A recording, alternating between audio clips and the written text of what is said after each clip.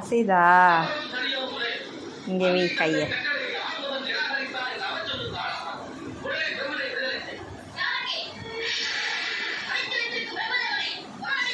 பேசு எதனா.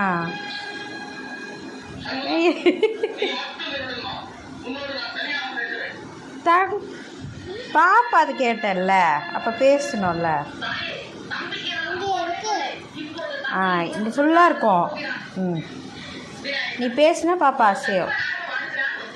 பத்தியா அசைது பத்தியா?